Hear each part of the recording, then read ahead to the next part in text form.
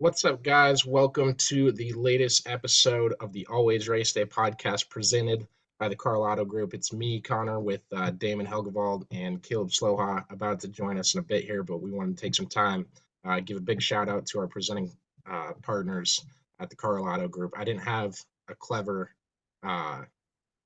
setup for the ad this week, but I think that race kind of speaks for itself. I think you wrote it. Man, we'll get in the race and everything. If you guys are out looking for a car, if you need a new daily driver, something to get to work, something to get to where you need to go, call up the guys at the Karl Auto Group. They will help you out. They will do it in the quickest, cleanest, and nicest way possible. I will swear that on my life. I hope that's not too big of a step. You think that's okay? I think it's okay. I trust. Oh, that's accurate. Yeah, that's accurate. No one come to me with any bad reviews. I've never seen.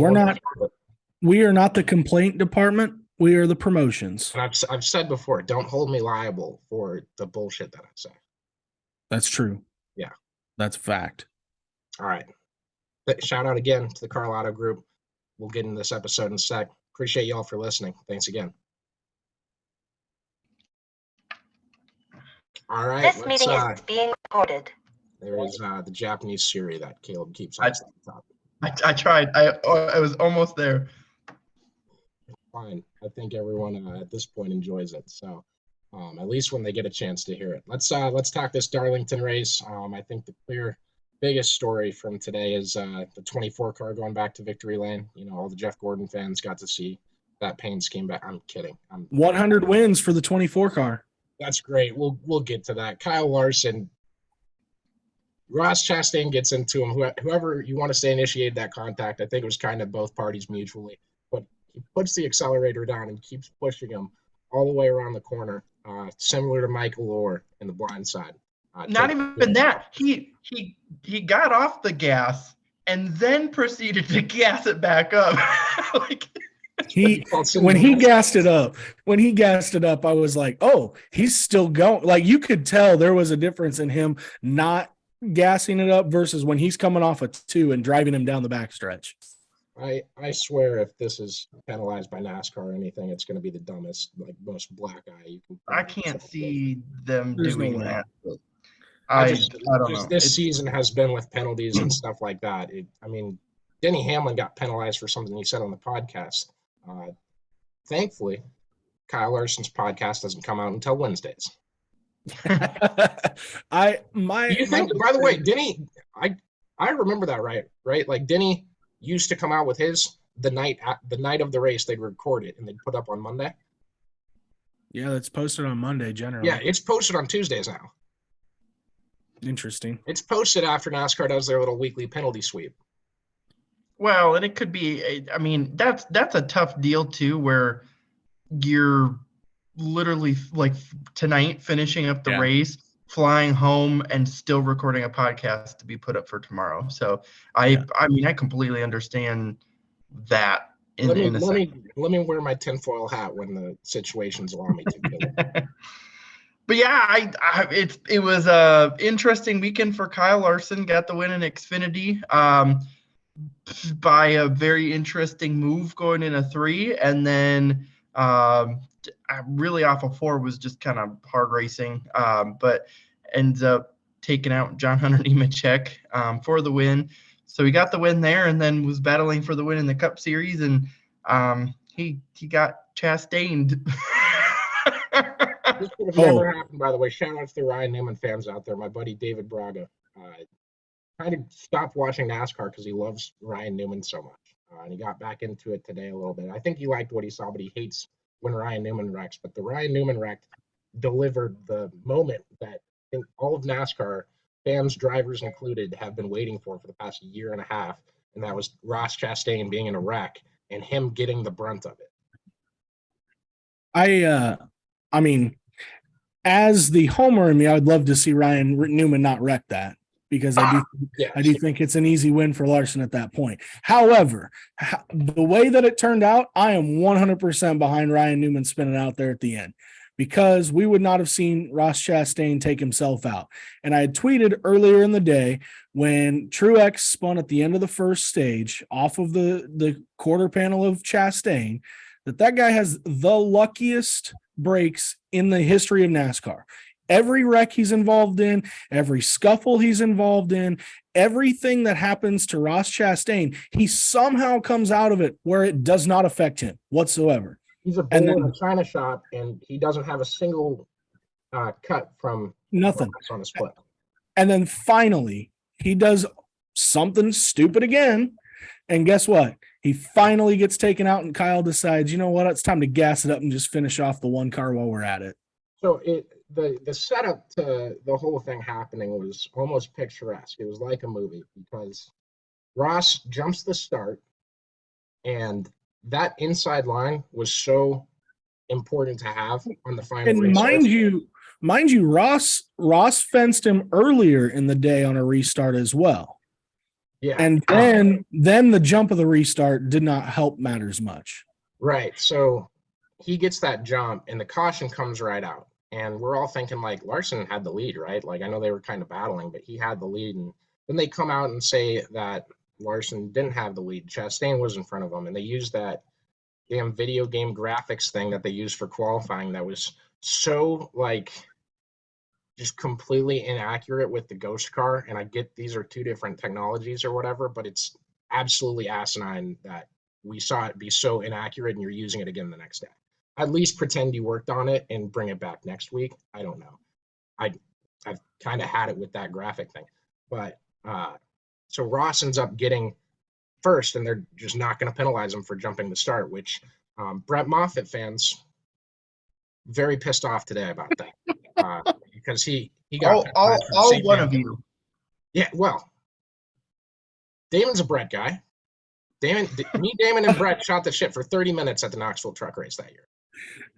We did do that. So it's setting up like, okay, Chastain's going to get the lead. Maybe he drives away. I don't know. And then they show the running order, and it's Chastain, the Hendrick guy that definitely doesn't like Ross and showed it. And then there's the Hendrick guy that told Noah Gragson to fight Ross last week.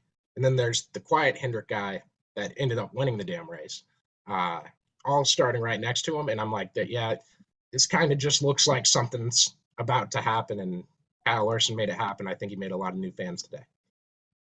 Well, and the other thing you got to remember out of that whole restart going into the Larson and Chastain wreck is there were cars put in positions where they probably should not have been put into. Like Chase Elliott is a prime example of that. That guy was in the middle of the wreck. He's in the middle of a wreck, and all of a sudden, he's fourth. I didn't know how he didn't get any damage because I was like, I got to be like dumb or like violently hungover today. I don't know. But I was like, I thought for sure his race was over. Yeah, he was in the middle of it. Harvick was in the middle of it. And somebody else, all of us, they were like fourth, fifth, and sixth. Brad. They were fourth, fifth, and sixth in the lineup. And I'm like, how the hell is that possible when they're like behind four other cars that had gone low and passed them and everything? I couldn't figure that part out. But yeah, there was a lot of spotters after the race that were upset about it. And Bubba in his post-race interview said it was BS. And so there's some frustration on that. So not a good 20 minutes for NASCAR race officials. No. No. It's okay. We got a big elephant in the room to take the attention away. So that's all fine. Yeah. Oh man. I think with the whole thing too, the people that are like, well, Larson had a lane to the top. Well, yeah, he had a lane to the top, but he did the smart play by trying to squeeze Chastain. Chastain tried to squeeze him. And at the end of the day, physics kind of take over when you're a half a car length out in front. You're going to get spun up the wall and there's room to go. Both of you are going to get taken up there, not just one of you. I think if at the end all be all there, Larson made the smart play because he was either A, going to come out of it looking good, or B, he was going to be wrecked, but Chastain was going to go with him. I think he knew going into that restart, he was going to get squeezed into the fence. Yeah, he knew exactly what Ross was going to do. And there's a situation where Kyle can drive down and chop him if he times it right, or Ross was ahead of him more. But Ross didn't jump the second restart like he did the first. That Right. was why that Right. happened. Maybe he should have. Maybe they would have let it go. They did the first time. So it's kind of anticlimactic finish, but I think everyone just wants to talk about the Larson thing. And the people arguing about whose fault it is and stuff, and like, is this hard racing or whatever? It's so dumb to me because you know what it was. It's a guy getting payback from one of the 17 people he's pissed off this season. It's not like a racing incident. It's just something that happened, and that's, we want to talk about that obviously. But what's so funny to me too is the restart right before that when Larson kind of, pushes Chastain up into the wall, and then Chastain just goes on this whiny rant. Oh, is he gonna put me in the wall again? Oh, how's he gonna do that? Blah blah. I'm like, dude, if there's one person in the entire Cup garage who cannot complain about getting raced hard, that's the guy right there. Yeah, like I agree with you, but I just don't think. Like, I don't think any driver on the radio needs to have self-awareness. They need to be. It's the hypocritical stuff though that we talked about last week. I'll get to it. Is like, okay, you can't say one thing or do one thing in Ross's instance, go and wreck half the entire garage, and then turn around and be like, well, how's he going to race me now because I just got fenced by him 5 minutes ago. Like, that does not happen. I 100% agree with you on that, Caleb. Yeah, and the thing, so what I'm saying is just drivers need to be confident in themselves. They don't need to be self-aware for a PR comment on their radios, unless, I guess, because we're penalizing guys for admitting that they're going to wreck somebody, which has. I mean, it's not about the PR standpoint. It's just no. I'm just saying, like, they should be completely biased to yourself and act like you're a saint and would never hurt a fly. Like, that's just the mindset they have, and someone comes at you and they come at you. So I didn't necessarily get that from that. I figured they would react like that because that's just usually what their team does. And whether the driver likes to hear that or that's something else, I don't know. But I know what you're saying. So I will say, Rick Hendrick, who doesn't rock the boat a ton, I love this comment. He did, after the race, comment about Chastain and says he doesn't have to be that aggressive. You just don't run people up into the fence. He's got talent, but he's making a lot of enemies out here. It's really getting old with these guys. And I don't think anybody's going to be real surprised about that comment, but it is just very interesting from, another owner basically saying, we're kind of getting fed up. And I had a good kind of back and forth a little bit with Joey Meyer, who used to spot for Brad. And Joey basically said, Ross is an enigma. The garage has seen drivers like this before. More owners would choose to have a guy like Ross rather than not. It's easier to tighten the reins than whip the horse harder, and the horse will mature. And we kind of talked about this. I said, at what point as an owner do you step in? Because, like, you could have had a guaranteed top 5 finish there, probably top 3, but now you're in the garage. And Joey's response was, the team didn't build a top 5 car. They didn't build or study all week for a top 5. They didn't show up for a top 5. I'm going to guess Justin Marks is okay with Ross's attempt at a win. And here's what I have to say about that. Ross has competed for just probably a dozen wins in the Cup Series. He's got 2 wins. So at what point is his aggression and trying, at what point do you look at it and say it's not converting to wins? At what point do you say it's costing us points upon points upon points, because instead of, finishing first, second, third, whatever, you're finishing 28th, and it's costing the team money on the bottom line too, because instead of getting paid for a top 5, you're getting paid for a 28th place finish. So you look at the bottom line of things financially, for one, but 2, it's not converting to wins. I want to see. Completely agree, because I was watching your thread back and forth with Joey, and I love the fact that he's not afraid to answer back to people where some people don't actually reply. Who's in, he's spotted for Paul Menard and Brad and guys like that. So I was watching that and I really liked the back and forth. I would agree with the fact of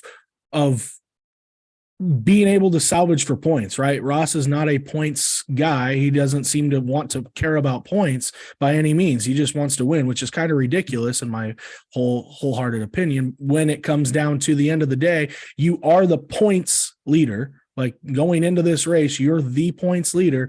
You take third, second in that race, guess what? You're still going to be the points leader by quite a big margin.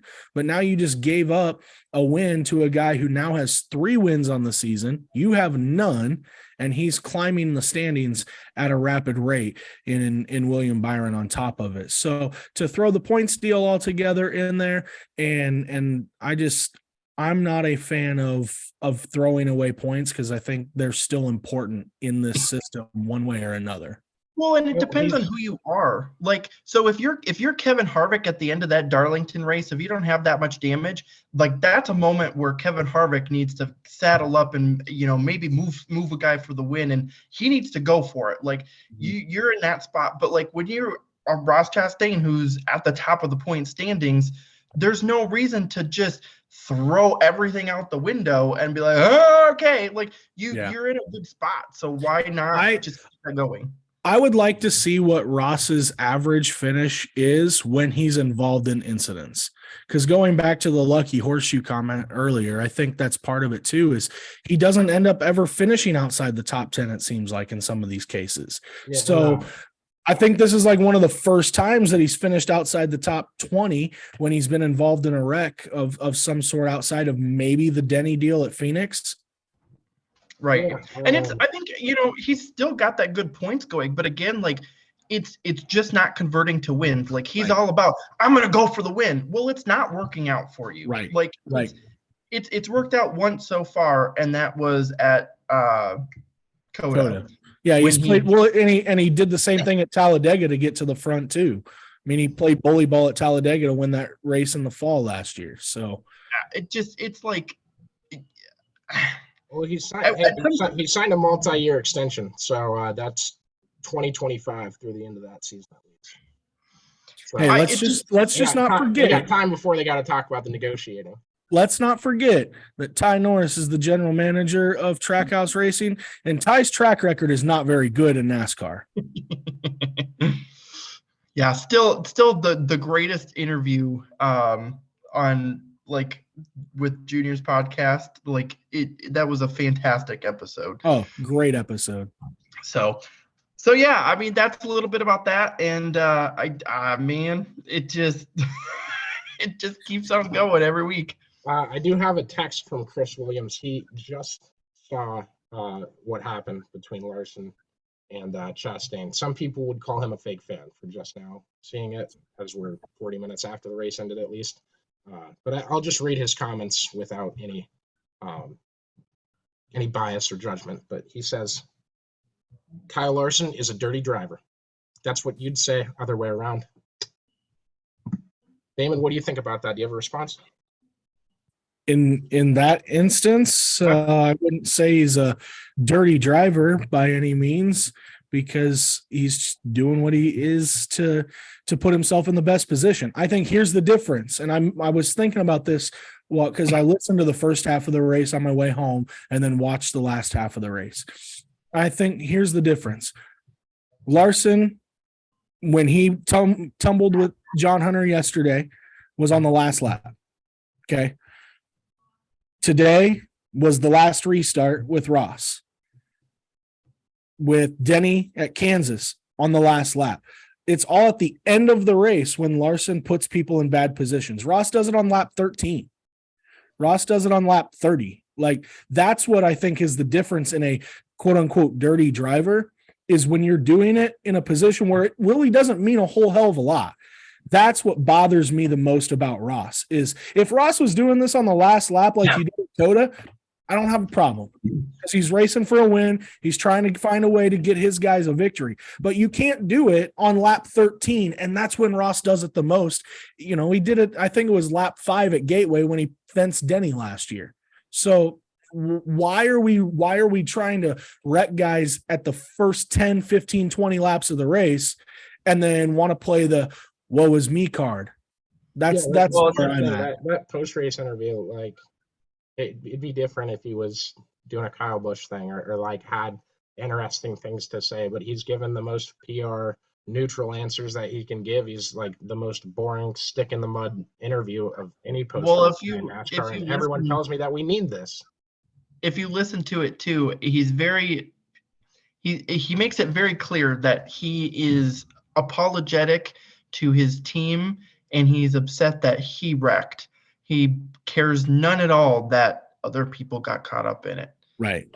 He doesn't apologize for that at all. And to Damon's point too, like when Larson got taken out at Dover, that was lap 80 out of 400. And that's what like Larson had the problem with. He goes, what are we doing that we're wrecking people on lap 80 in a 400 lap race? It's just not that big of a deal. And if you're gonna, wreck people for the win, that's one thing. But like, if that's the only way you can get a win, then you have to start looking at yourself. You're doing something wrong.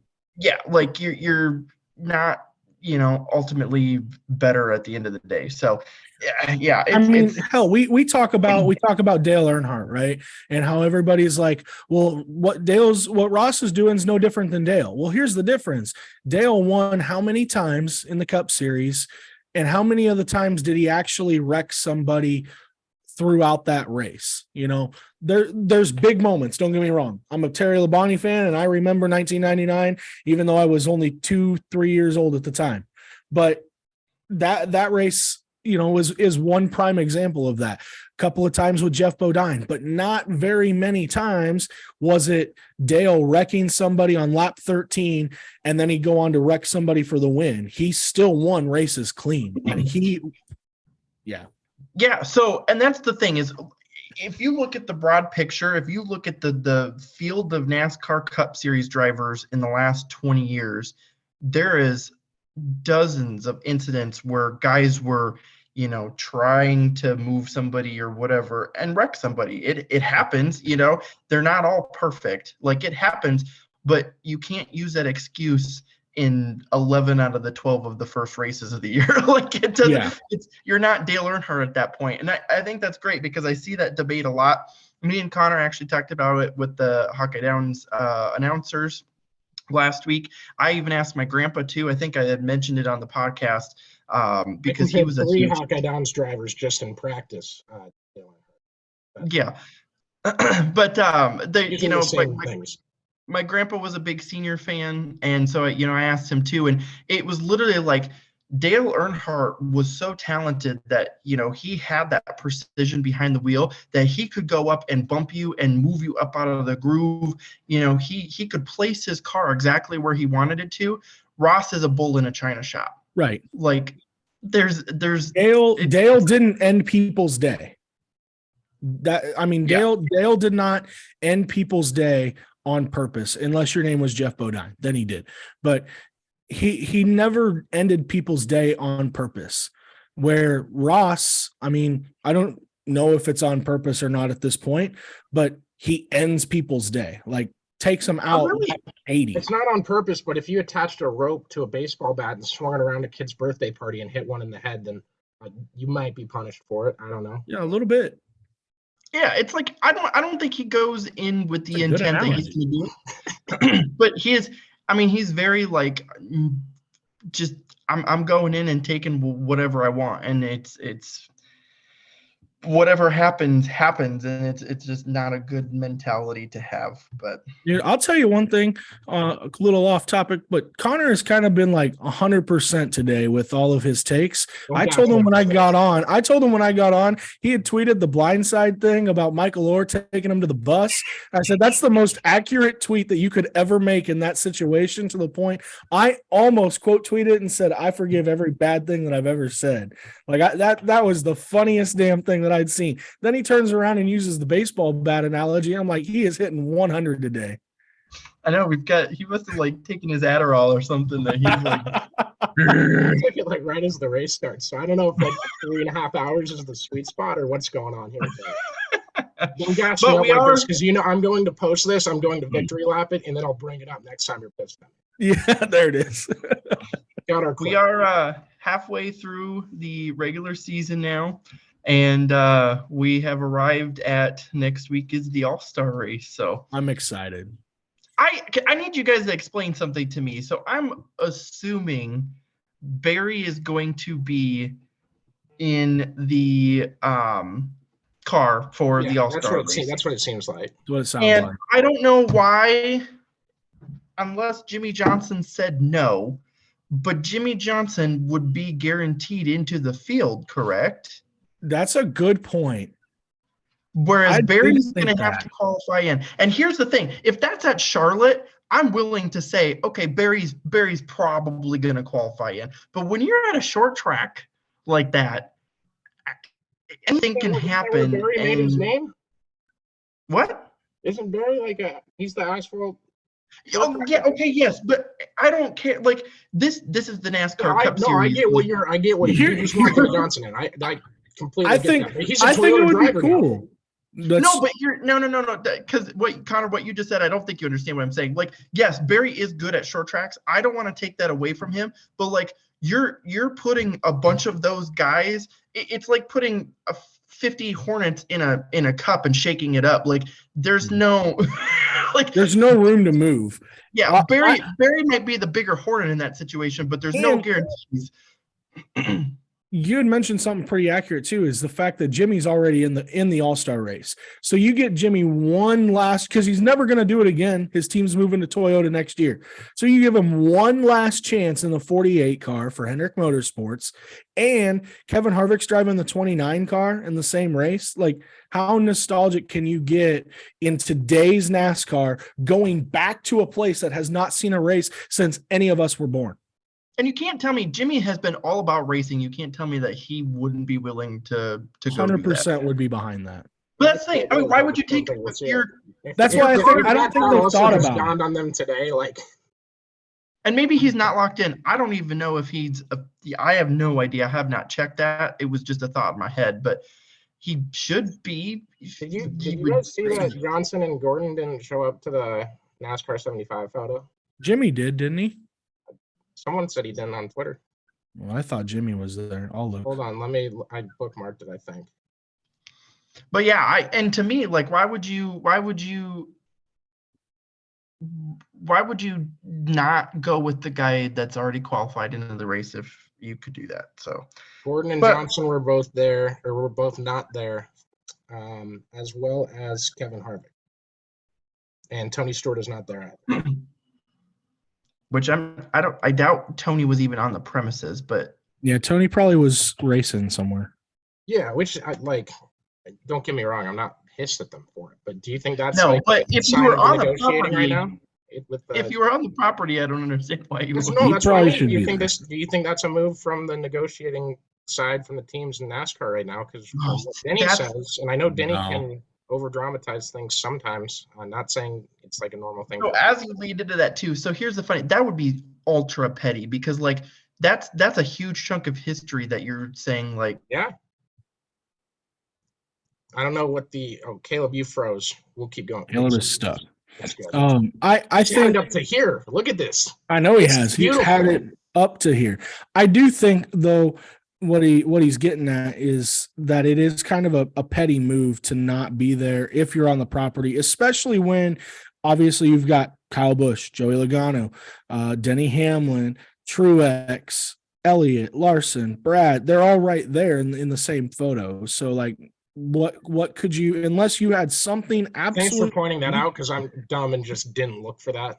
So like you couldn't physically be there because you had something sponsor wise. I mean, these on your sponsor, but Johnson and Gordon are still owners though. Right. But again, why couldn't Richard Petty's still there? Yeah, that's true. He's still in that photo. I mean, shit. Well, Ryan Newman's he's in not this. an owner anymore. Someone pointed out to me he's an ambassador. That's true. He is an ambassador. However, Ryan Newman. Ambassadors were allowed, but owners boycotted. Ryan Newman's in the photo. You've got Rusty Wallace, who was in the MRN booth today. He's in the photo. Bill Elliott in the photo. Jeff Burt. I mean, there's all these guys that were part of something going on today that were in this photo. So why aren't two of your biggest names? I mean, Harvick, sure, I would love to, that one sucks that he's not in it. I'm sure Tony wasn't on the property, but how the hell was Jeff Gordon, probably the, what would you say, third biggest figure in NASCAR ever? Next to Ross Chastain. No, okay. And one of your 3 7-time series champions not in this photo. Yeah, I don't and know. You're on the property. Yeah, and that's the only logical explanation that my brain could drum up. If anyone else has other ideas, let me know. Go on your Twitter track down, I guess, of where they were this morning and in their footsteps and track where they were. But I don't even know. Great quote coming from the. I don't even, it's a list. Like, I get the photo's cool, right? The photo is a cool thing. I wish everyone was in it, but Tony Stewart's not going to be there, so someone's going to miss. So at that point, it's not mandatory.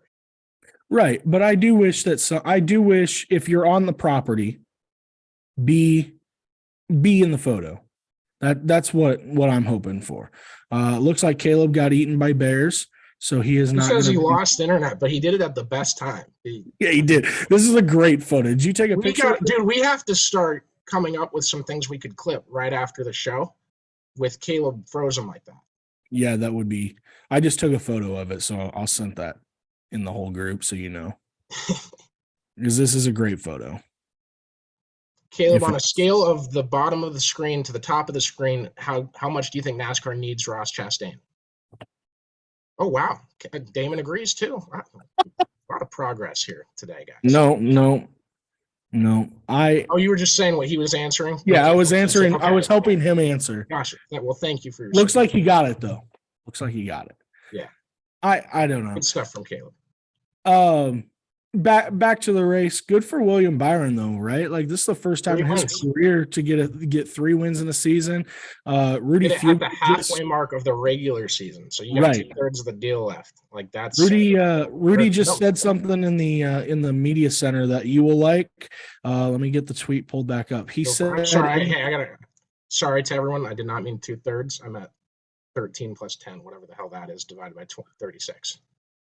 Halfway through the regular season. Yeah, you get it. Rudy Fugle in the media center said this is the hardest form of motorsports in North America. F1 was in North America last week, so count. Oh, is that what he's pointing at? I don't know if it was or not, but I just thought you would. Yeah, I like that. Anyone junking on those guys, like, yeah, I do like that aspect of it. I just figured you'd like that. There's no context behind it. I'm just going to throw that out there and let you imagine it how you wish. Grand idea with this, and people are going to be pissed at me because I have a respectful opinion of it and nothing bad to say, really. But I mean, there's like difficult things about everything. You watch that video who was it in the NHRA? Was it Leah or Leah? They posted the video of it might have been Brittany Force too. I'm not sure which one. I think it was a girl, and I'm remembering a red, white, and black paint scheme, but she posted the 5.5-minute video of what she does before the car takes off from the launch. Oh, that was Leah. That'd have been Leah. Like, that was sick. It does not look freaking simple. Indy cars at Iowa Speedway are the exact same thing of Hornets in a mason jar shooken up a bunch. Like, really freaking hard to do. The World of Outlaws race 90 times a damn season with sprint cars and stuff, and you got to give love to the late model people, because we say late models suck, but they're pretty damn fun to watch sometimes, especially when your guy Bobby Pierce is winning like he did this weekend. Big shout out to him. They're fun to watch most of the time. Yeah, but I mean, like, there's a ton of motorsports that race in North America that Caleb is joined on 3 different accounts and is still logged in on. Attaboy. He just log him in on all of them. Room is filled with Caleb. See which one shows up first. I clicked admit all. Let's see. It'd be really funny if he got on and he was going 3 different microphones. There's 3 of them just popped up. Oh boy, it's been yikes. Well, you're still here from your last one. So and your other I'm account's left. joining now, whatever your Zoom's doing. I think you're fine though. Yeah, I don't know. It kept just connecting and everything. So shout out to MediaCom. I have dropped my internet today and Friday afternoon. Hey, big and shout out to Thursday them. They're afternoon. sponsoring the World of Outlaws race at Knoxville in June. I whoops. hope they don't watch the YouTube feed. Same. No, that's fair, Caleb. You can bash MediaCom. I don't care. Don't even get me started on like when we had the derecho and stuff. Like it was an absolute Like a nightmare. once in a lifetime weather event that we've never even heard the word of before. It's not the time to go after the internet company. It is when It First was off- literally a word we were teaching ourselves when it happened. Like, not if you're an actual weather person, but well, no, listen to this. Because I was in my apartment at the time, and they had told me like, oh, we expect the internet to be back on by the 15th, and this was like 2 months after it happened, mind you. We were without internet for like 2 months. So they're like, okay, it's supposed to be back on the 15th. So then like the 15th comes around and nothing, and then a couple days later, it was showing that they had restored internet to my area, and I still didn't have internet. So yeah, I it happened with contacted us when they put fiber in. I about started a big boycott on fiber internet because they put the cable in and then we didn't have it for like a month. And no one within a mile from my apartment had it. Yeah, but so then Yeah. they said that the internet to my area had been restored, but I didn't have it. And so I contacted them and I was like, hey, I still don't have internet. And they were like, oh, yeah, it's not restored yet. And I was like, okay. So I waited and I waited and I waited. And then I was like talking to my neighbors and they're like, yeah, we've all had internet. And I didn't. And so then I had to go back to them again, and I was like, hello, like I just still don't have internet. Oh, okay. So then they came out and they found out that I was like the only one in the building that didn't have internet. And like it was the joke. But anywho, back to what we were doing. I wanted to touch on post race a little bit. Did you think they should ask more drivers about what happened between Kyle and Ross? I think they should have interviewed more drivers, period. We literally hold on before you do the Larson one. He walked away and didn't want to talk. I don't know. I do know that. I know. Yeah, I made my tweet all upset, and then I saw that he went straight into his holler, so I understand that. Which But we shocks me literally because he'll talk when he's mad still. You know, he'll do that if he needs to. I don't know if it was from direction of someone else or what the deal was. I think it was more. He probably didn't have anything nice to say at the time. Yeah. Oh well, if I saw what happened to Benny Hamlin earlier this year and then did that, you wouldn't see me until the Yeah. quality report came out. You would not. So I think know that I was part of existed. it. I think that was part of it. I think he was just super annoyed, especially after the Dover deal. Like, I think he was probably just very frustrated and probably in a mood to just not say anything, which is totally understandable. But the problem that I do have is the race got over. We interviewed Byron, we interviewed Ross, and then we said, okay, folks, that's all for now. Park's closed. And then we left. And we went back to the studio, and then we get pre-recorded, interviews from like Bubba and Brad and stuff. But like, I think I Ultimately, that's what personally, the post-race show is going to be, and we couldn't get Larson, and Ross Chastain's a wet towel. So, I mean, we weren't going to get a firework moment there. I think the firework moment is just the race, and not the race, but the Larson. Chastain. Personally, I think going back to the studio, gives you the ability to do more interviews because they did. I mean, they got, I think, almost the whole top 10, if I'm not mistaken. Because they interviewed Harrison Burton, who quietly had a top 10 finish today. So, which never happens when they're on the big Fox. So I think being on FS1 helped them when they went back to when they went back to the studio. I think that's also more of a post-race setting too. I would like to have them be on track like NBC would do in Victory Lane. You can, when they showed on Peacock, I believe you can see them sitting in Victory Lane or whatever. I would like to see more of that setting versus going back to the studio. But if we don't have that as a setting, I think going back is fine. And then just playing those interviews, just knowing how difficult it is to get a hold of drivers, especially or athletes in general, when they're in a little bit of a time crunch, quote unquote. Yeah, and I understand it too. When they really, I mean, it used to be back in the day where you would have 3-4 pit road reporters, and now you have 2. So, right. Yeah, I get that because I mean, us 3 have been there where you want to get 4 or 5 different drivers after a race, and you're one person, and right. they all go in 18 different directions. So I get it to a point. It just I don't know. It's just I don't know, the way that they go about it, I guess, just doesn't sit right with me. I still don't like that the leader crosses the start finish line for the stage, and then we literally go, Kyle Larson wins the stage, and then it's commercial. Like, we don't dive into what just happened with who got stage points, who didn't, like what, like we don't have any. I almost tweeted yesterday that we never bitch about Fox's coverage during Xfinity and truck races. Truck races, I shouldn't say. I just meant Xfinity. And then, like, it took 3 minutes, and I saw a new Caleb tweet about how bad it was going. Did I just lose you guys again? Oh, no, you're there. But okay, it's just being really glitchy. Fantastic. I don't know. I think the Xfinity side of things yesterday was I didn't watch the whole Xfinity race. I was in and out of the house yesterday, but really kind of I would say it wasn't great of a broadcast production. It's Xfinity. I mean, not a whole lot. No, it was fine. They definitely I'm have interested their to see what moments. NBC does when they take over, because if anything, they have done a good job of going, where are people complaining?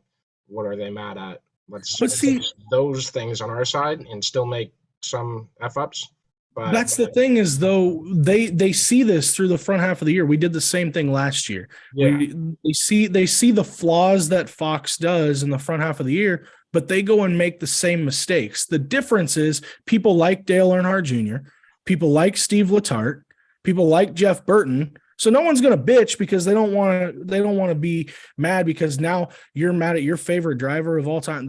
No one's going to do that. I'm not a Rick Allen fan, so I don't like Rick Allen personally. But it just is. Just in case Rick is listening, I love Rick Allen. It's not that I don't like him as a person. His broadcast style just doesn't appease to me very well. Every moment is a big moment. And then would you substitute every moment? Go ahead. Would you substitute Bill Walton for Rick Allen for one race just to see how it goes? No. Come on, Damon. Not a chance in hell. I can't. All right. I'm sorry. I shouldn't have even tried. That's on me. Yeah, you shouldn't have. My bad. I'm sorry. I think that, and people don't see that, is NBC is doing the same mistakes, quote unquote, but just not as frequent, I guess, is the best way of putting it. Yeah, we'll see what happens. I mean, I know for me, the biggest thing is like just the way that they do commercials and, stuff like that. We've pretty, hit on that. Even like today, I noticed too, it's like we go to a commercial break after a couple minutes after a commercial break, but then we come back from the commercial break and big banner is Papa John's. And it's like, again, if you're going to do that, like, there just has to be a balance. You can't just be constantly fucking hitting us over the head with advertisements the entire rate. Like it becomes to a point where it's like it's so pushed. And yeah, what I would like to see them do personally is, if you're gonna have ads play over green flag laps, make every time that you go to an ad break over a green flag period be side by side. I don't care at this point. You're you have to be able to see anything that's going on the track during a green flag period. During caution flags, as long as it's not during pit stops, who gives a shit? To be quite honest with you, I really don't care if I see the track full circuit. As long as they're not on pit road and they're just running pace laps, go to a full page caution or go to a full page ad. I don't really care. But yeah, the only thing I'll say about that is don't have like a giant wreck happen and be like, all right, let's go to commercial. And then we go through commercial and then they come back and they're like, all right, let's take a look at what happened at this wreck. Like, because they did that a couple weeks ago or whatever. And that's the stuff that's so frustrating. See, I'll differ from you on that, because listening to the radio, that's what they do too. Is the wreck will happen, cars will stop wrecking, they'll say who they preliminary see in the wreck, and then they go to commercial. And then they come back and then they rehash what just happened. And I think that gives both your commercial break out of the way, and it gives the broadcasters the time to figure out, okay, who was in it, what happened, can we make it sound or look better to those that are watching, or how does it happen, I guess. Right. Yeah. I think that's a personal thing, just doing the broadcast side the way I have. It's a lot easier to go to a commercial break and then rethink back, okay, what just happened, so I don't sound like a complete idiot and then have to retrace my steps 10 minutes later. Right. Yeah, I get that. Yeah, you're absolutely right. You guys want to wrap up the show with the new segment we got? What's the new segment we got? I told you about this. It's just gonna be called Reading the Comments. I like it. I'm gonna read some comments about some of the whatever. We'll probably pick a moment of the weekend and choose that. Okay. And we'll read some of the comments, the best ones specifically. The first one I clicked on when I thought of this idea earlier made me think. I'll just read it. It's from Daniel Ross 17002061, and it said someone needs to stomp a mud hole in his ass. I'm not sure who he's talking about. So that made me realize maybe I shouldn't just read all of the comments. So I picked out a couple good ones. Someone just thanked Kyle Larson genuinely. It says, "Thank you genuinely, for making sure Chastain didn't finish this race. That was great." He speaks for all fans across the entire platform. That one was Lori, so that could be a she, her. Hey, good for them. I don't know. Nice, we're on top of things today. The Adderall is rolling. Hey, I'm just going to say this. When you see 8 drivers on my Twitter feed in a row be like, wow, that was awesome. Or like Chandler Smith said, he drove through Ross. That was pretty damn cool. Enough of those that as you can find later. I will see what I can do for you. Someone said I've had enough of Larson. I have seen several of those that they're like, with people talking about the whole Ross thing, and people are basically commenting back, oh, but Larson does it and it's just fine. I'm like, okay, Larson's guilty of that, sure, but like, let's talk about ratios here. We've literally had a Ross incident in like 95% of the races this year. It's bad. almost every week. Jeff Wright 898 commented. The poster said Kyle Larson has had enough of Ross Chastain, and he commented there's a video attached of the replay of the accident, and he says not even close to what happened. So I thought that was interesting. There's always a video is like the one thing you cannot contest. No, it is always funny the people that can watch an incident and see something completely different from like what the video clearly shows.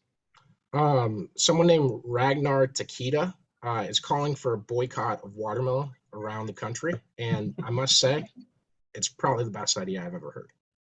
Oh Jesus! Like, just ironically, maybe just in Florida. We only got to get Florida. If you're from Florida, tell your friends to stop buying all the watermelon. It's a boycott watermelon. Yeah, It's one way of doing it, I guess. I don't even know what you'd have to call for Ross to do to make up for everything until Ross retires. No more. Ross has got a lot of work to do to get back on anybody's good side. This clown posted personality galore about Ross Chastain. This should double next week's ratings. That's me. Yeah, I was That gonna was say just my that's you. tweet. Yeah.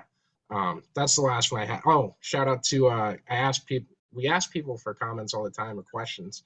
It's like, if someone doesn't understand something, a lot of my friends text me and ask me. And so I just put it out after the race. Like, if you had anything you're confused about or want to know something, ask the question. But I asked people what they thought today, specifically for this. And Austin Kaninsky said it right. There we go.